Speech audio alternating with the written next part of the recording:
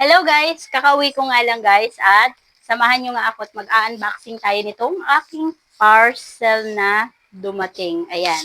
Ito nga yung order ko sa Black Up guys. Ayan.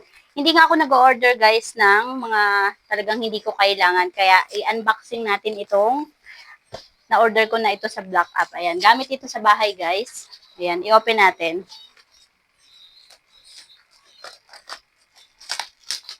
Ayan o.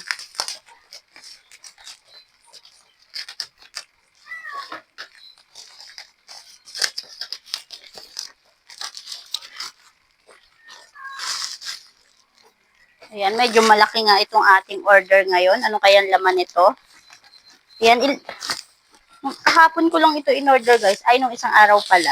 Napakabilis niyang dumating. Ayan. I-open natin. Ang haba. Ano kaya to? Ito guys ay wala pang 100. Ano lang, nabili ko lang to ng 81 pesos. Ay, wala pa guys.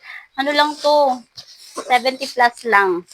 Kasi na merong shipping fee na nasa 10 pesos. Ayan, nabawasan dahil may voucher tayo. Ayan o. Ang haba. Ano kaya to? Ginto, char.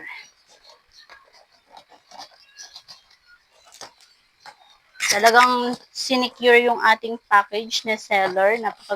Napakaganda ng pagkakabalot. Ano kaya ang loob? Charan! Ay! Ayan, ito guys. Ang ating walis tambo. Ayan. Maganda nga ito guys kasi ito ay adjustable. Ayan o.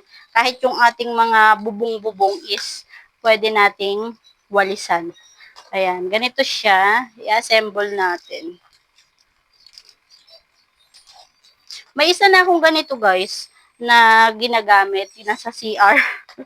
Bakit nasa CR? Kasi gusto ko talaga may walis kami sa CR guys. Kasi yung mga tubig-tubig niya gusto kong nawawalis. Ayan.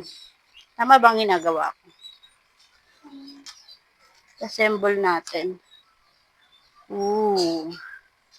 Yung isa kong ginagamit guys na ganito, nasa 1 taon ko nang ginagamit. Matagal-tagal na din. Talagang tumatagal siya. Tama ba? O, ayan o. Uy, nasa 70 pesos lang ito guys. Pero pag binibili ko ito dito, nung bumili ako nito sa labas is nasa 150 o, diba? Ang mura lang o. Ito yung hindi basta natatanggal ba to. Kaya maganda rin siya ito guys kung gagamitin natin. Ayan o. Maganda siya. Adjustable. Kahit ipanglinis na natin ito doon sa kakilala mong piling malinis, ipang walis na natin. At ayun lang guys, thank you for watching. Ayan o, napakaganda. Kung gusto nyo din, ilalagay ko sa comment section yung link.